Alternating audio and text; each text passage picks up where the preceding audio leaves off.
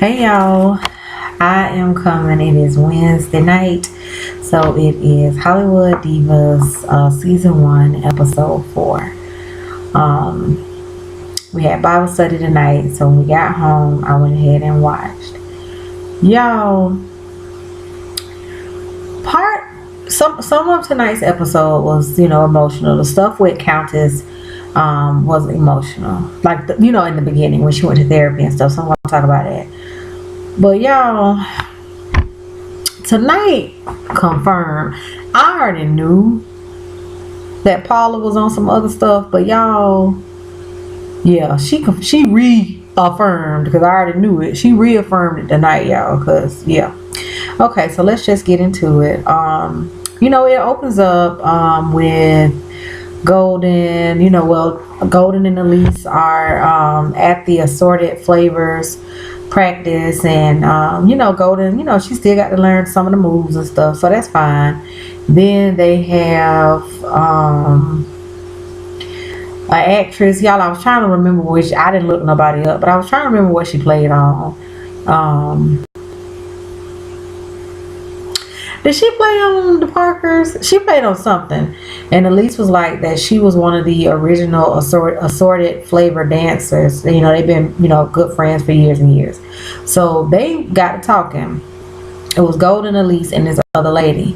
And Elise pretty much let them know what Paula had said on last, when she met her, which we saw last episode, Paula saying that the assorted flavor dancer thing was her idea and blah blah blah. And even the other at Tammy something, she was like, no, this was all your idea. And she said, because first we was doing XYZ, and then we changed it, you changed it up, and we did it. So the dance assorted flavors group thing that she has, was not her first project. Y'all, my hair is just in a it's still in a natural band, and the back is just loose, but I have it pinned down in certain spots. But anyways, so Golden pretty much said what I said on my last review, because Elise was like, I don't understand why Paula is just saying I ain't never been there for her, blase whoop whoop. And Golden was like, now y'all know what, honestly, this particular episode, y'all, I was feeling Golden on this episode, because she wasn't acting crazy, but she was pretty much like, well, that she told Alicia, was like, well, have you ever thought about the fact that she jealous of you? Which, y'all, I said that too. Okay.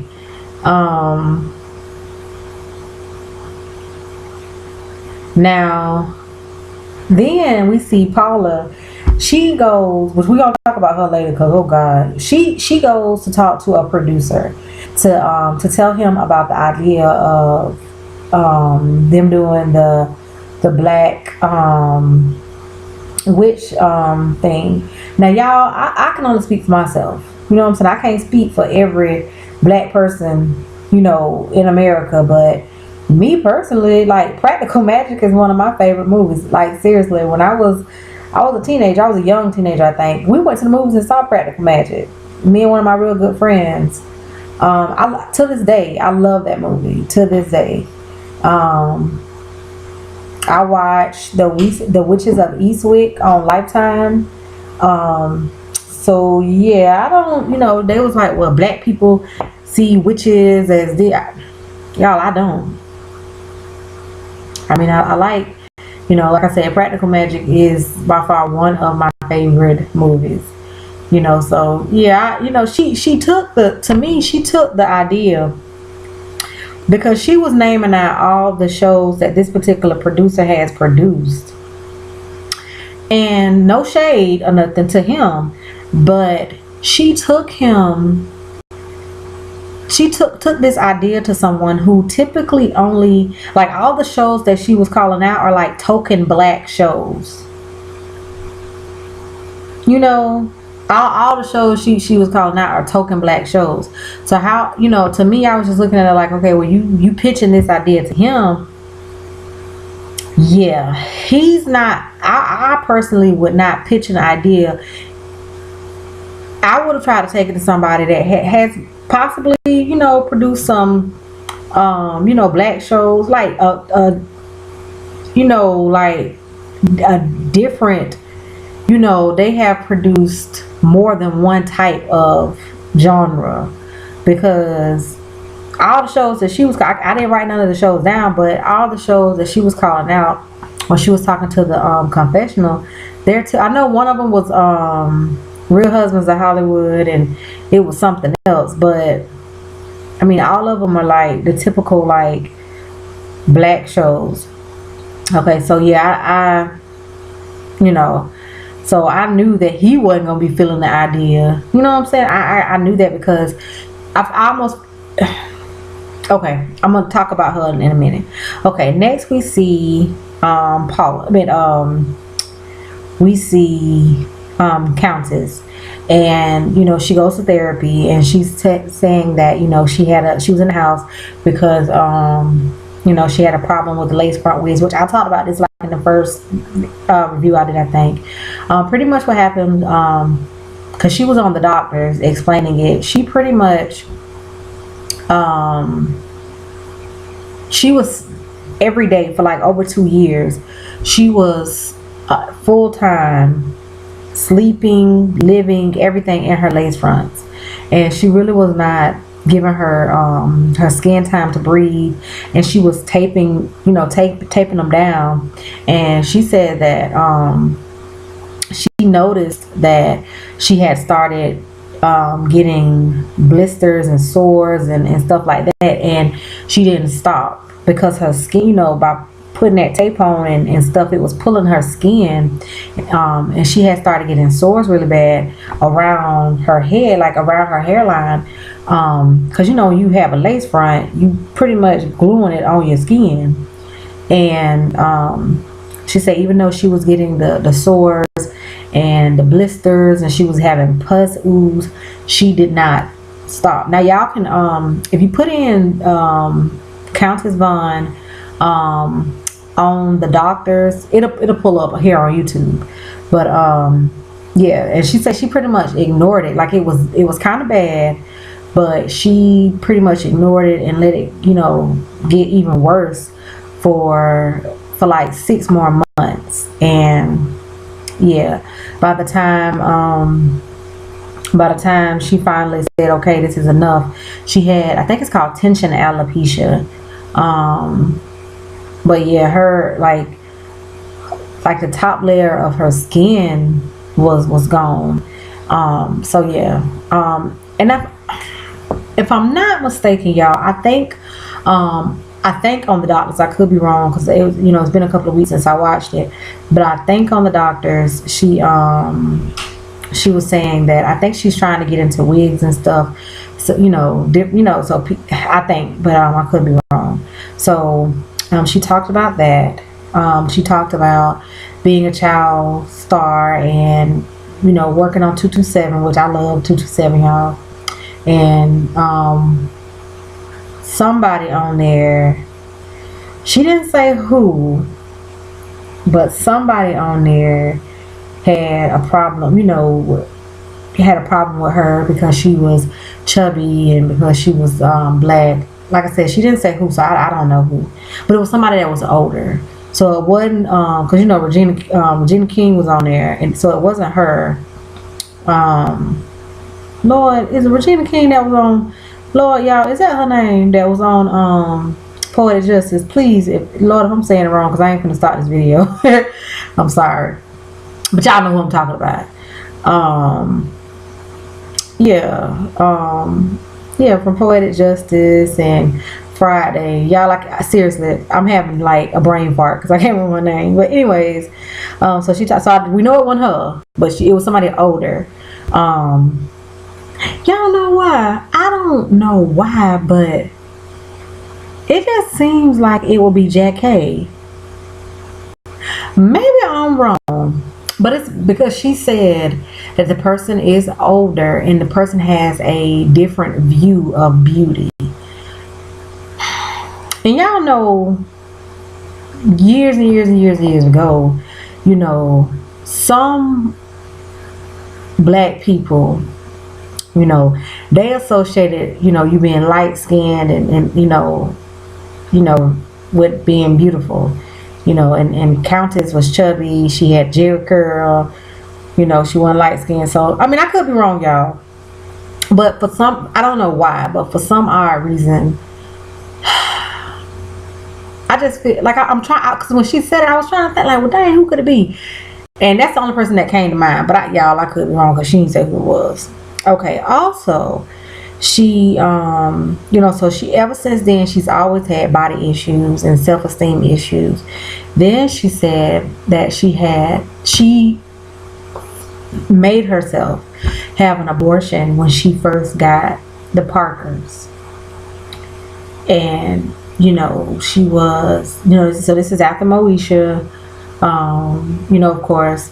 And when she said she had just got the show and she found out she was pregnant, and she didn't say what she did, which honestly, I'm really happy that, you know, she didn't say what she did, because she said that it was something very dangerous. She could have died.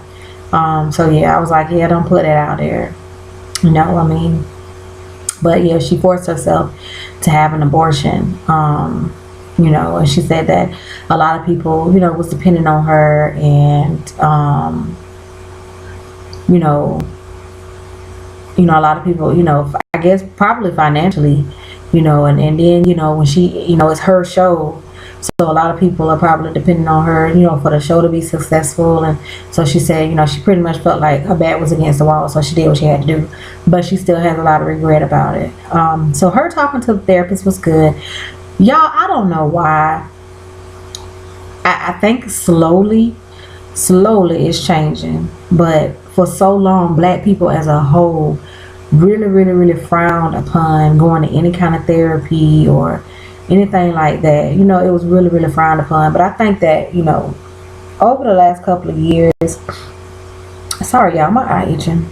Over the last couple of years, I think that it has slowly changed, because we do see, you know, some pretty big name people, you know, like on their, like they have reality shows and stuff like that that show that, you know, they go to therapy and, you know, stuff like that. I mean, yeah, I never really understood that with us, because if, you know, if things ain't going right, you know, I feel like talking to somebody, there's nothing wrong with that. Okay, so that's that. All right. Next we see Countess. Y'all, Countess went shopping. She brought her stylist, you know, for the Elise and Assorted Flavor show. Now Elise brought her stylist, which, y'all, I'm with Countess. I mean, just because you're somebody that's bigger, you know, not every person that's bigger, you know, complete, like, not every person that's bigger want to look frumpy and want to, you know, because nowadays, like years ago, yeah, they really didn't make stylish, you know, clothes for bigger women. Now, now it's a lot of, you know, it's designers that only make clothes for bigger women. So yeah, so I was with her on that, like, yeah, because y'all, some of them things they had her wear, like, oh my god, that first thing, that black and white thing, yeah, I was with her like, yeah, this don't even look good. And they talk, oh yeah, we can just put some gold accessories and blue. I'm like, yeah, okay, y'all. Well, we might well, because I was trying to see if I could just say this part, save Paula to the end, but let's just go on and get into her. Okay, so we see Paula and Mama and whatever husband, because I don't know his name. Forest, Trees, something. Broke man is what I'm calling him. Okay, so we see them going to some soul food joint. No shade to the soul food restaurant, y'all. So if y'all know what that said, or yeah, if that's a franchise, y'all, no tea, no shade towards them. Okay, they may have some of the best soul food in the area, but y'all, come on now. Mama was not feeling that. Mama was not feeling that food. Mama was not feeling the meeting, the get together, the powwow. Mama Claudia. I made sure to write her name down because Mama the only one out of them three that made some sense. I said, well, dang. Y'all can't even take Mama Claudia to Red Lobster or Applebee's. Y'all could at least got the 2 for $20. And broke man, you know you broke, so you don't even need no food. You just get you some water or something. I mean, at least someone with a real, so y'all can have a real table. Y'all got Mama in the old soul food joint. Y'all ain't even at no real. Y'all let a put together table, cause here go y'all, but y'all got folks standing right behind y'all ordering their food. Like, what? I mean, really, y'all, come on now. Like, there's no privacy. Like, seriously. Y'all, I said I like the realness of this show. But baby, Paula and Broke Down Man, if y'all ain't making yourselves look so truly broke down, I mean, come on. Cheddar's, Applebee's. So, hey, y'all could have went to Olive Garden during lunchtime and got the unlimited super salad for $6.99. I mean, come on. At least somewhere y'all can sit in the booth or y'all can sit at the table and you ain't got somebody less than the arm's reach behind you ordering their food. Like, there was no privacy. And Mama got her, didn't even have no real glass. Mama got her cup. Y'all, I'm just holding this. Like, Mama got her cup sipping her some tea. Like, y'all, I said, oh my goodness, y'all. Ooh, I just couldn't. Because I'm like, really, Paula? Then she gonna say, the mama was like, you need to get a job. He talking about, I'm an artist. Mama say, I'm tired of hearing that. I am tired of hearing that. I did not. Mama say, I raised her better than this. I raised her better than this. He talking about you raised. Somebody said you raised me, bitch. No, Mama said I raised her better than this. And then Mama said I want you to go back to you before you got with him. And she was like, well, what was I before I got with him? Mama said, well, you had your own car, you had your own house, you know. And he was like, well, you came here a year after we got here, and you moved into our condo. Mama say, what? I did what? Y'all, did y'all notice how he kept trying to skate over that? Yeah. When you moved in our condo, Mama say, no. Baby. Y'all moved into my condo. Well, because apparently, before them two got together, she had her own house, her own cars or whatever, and she purchased a condo for her mother. But then when they got together, they lost the house, and so they moved into the condo, which technically, yes, she purchased it, but she purchased it for her mother. Okay, how the hell he gonna come saying our? No, you moved in with her. I mean, and Mama talking about you. All you were doing was sucking up all the groceries. I said, Then Mama say, I mean, you can at least, because he's like, do you want me to have a 9 to 5? She talking about 4 to 12. I don't care what hours is. Hell, you can at least get out there and pick up steel hubcaps, pick up cans. Then he gonna say, I'm trying not to call you a bitch in the streets. Y'all, I already knew that Paula was stupid. Well, let me say this right here too. Then she after Mama say, you can work 4 to 12, pick up steel hubcaps, pick up cans, something for a job. She gonna say, I did not marry him for financial stability. I married him to help me in this industry to get respect Now, am I the only one that is a bit confused? Because if we go back to the first episode, Paula, you said that you was blacklisted because you married him. People wouldn't hire you because you married him. It's not making no sense. Then you say he helped you. He cannot have him, and you said he can't have no job because he have to be with you every job, every little piece of acting role you get. I mean, because it can't be nothing big. Cause y'all, I'm sitting up here like, what are you in? But every little piece of acting you get, he has to be there to get, so you get respect. But you're not working in anything though. So then Mama say, well, that ain't what he told me. He told me that he can't work because he got to pretty much watch your coochie coo, because while you working, any man that you see, you gonna sleep with. I said, okay. Paula was a little friendly with the producer, man, but I didn't think nothing of it. So yeah, y'all, I'm like, I mean, y'all, what can we say about Paula? Like, seriously, y'all, that woman is so stupid. I mean, I'm sorry, but first of all, this man sat up here and called your mama. I'm trying not to call you. Bitch, you calling me.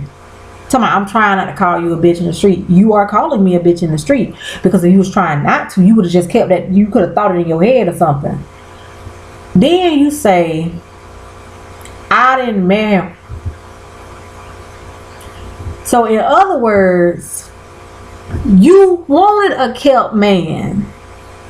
This, like I said on my last video, my last review, y'all, what it is, what her mama is failing to realize, okay?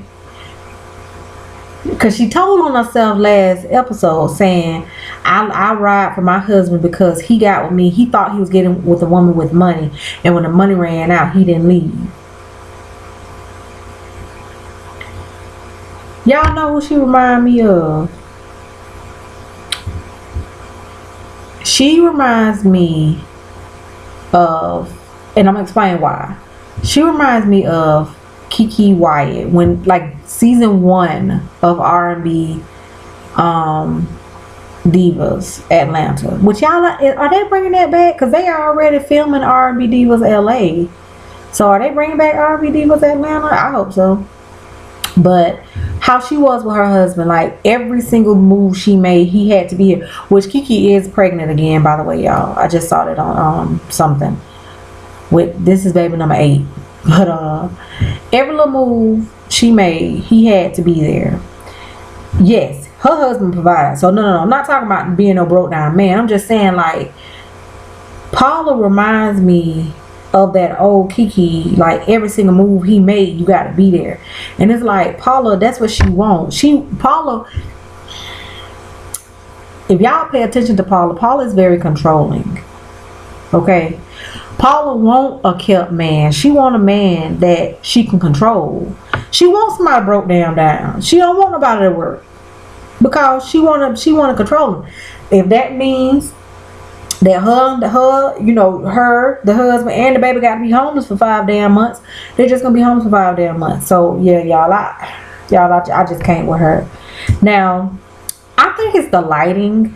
But I'm not feeling Countess makeup in the confessionals.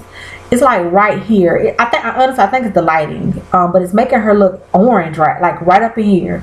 But I think it's the lighting, because I'm a fan. I tell y'all, I don't wear makeup, every day. But y'all, I'm a huge fan of makeup, and I'm a huge fan of bright colors. So I know at least them was like, you have on a golden was like, you have on yellow eyeshadow, like on the first and second episode. But I'm here for it. I love bright colors on your eye. So I'm here for that. So I love her makeup, but while on the show, but in the confessional, yeah, I think it's the lighting.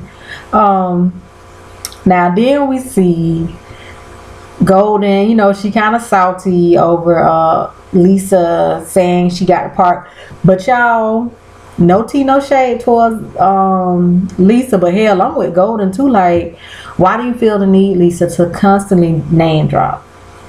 So yeah, I mean, yeah, Golden, you a little salty, but I was with her when she said, here she go name dropping again. So I was with her on that. Now back to Paula. Paula know that she had, like I said, when she took this idea to this producer man, it was somebody that do token black shows. Y'all, she knew Paula did not have no intention of doing this witch idea or anything else. She didn't, because she already got bios for all these characters and all this stuff and blase whoop whoop. And y'all, when she was saying them bios for them characters, y'all, that was y'all, that was just so much shade. Oh God, the shade was a mess. How the hell your damn character? First of all, she shaded all of them, because your character, you talking about, yes, she got a scholarship to Yale or Princeton or something, and yada whoop whoop whoop. Everybody else character got, she the baby, she the crackhead, she just, like everybody, like she had, like, just like Elise said, she had this whole book, this whole 5-page paragraph, on her character, but when it came to everybody else, they just got like one sentence. So yeah, that was shade. Then she shaded the hell out of Countess when she said, you married your high school sweetheart, and we want you to really show the real definition of black love, because you are just not what people think of, when they think of the star athlete.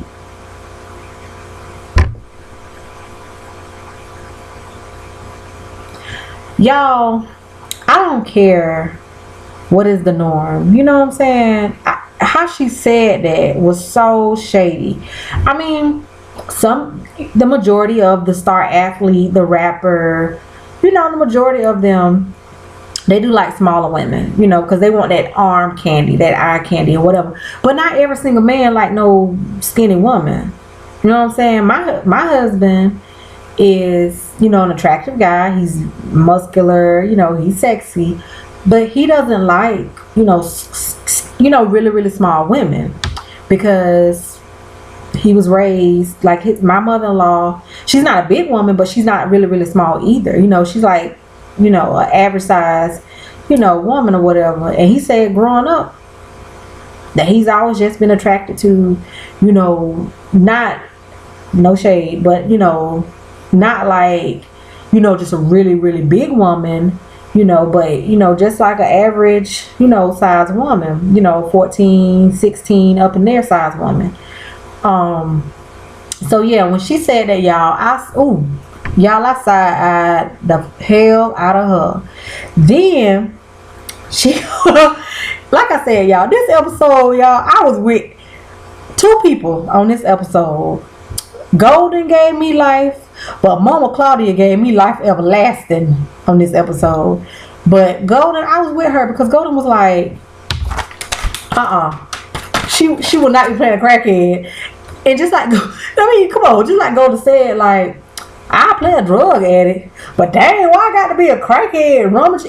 Even the scenery that, she wrote, talking about it opens up to a dingy dressed woman rummaging through the trash. I mean, y'all, it was just, dang, can I at least be a drug addict, that's addicted to hell or something, some high-end drugs or something? Dang, why I got to be a crackhead? Y'all know, y'all, I'm just being funny now. I don't do drugs at all. I don't, nothing. But y'all, come on now. You think a crackhead is the lowest of the low.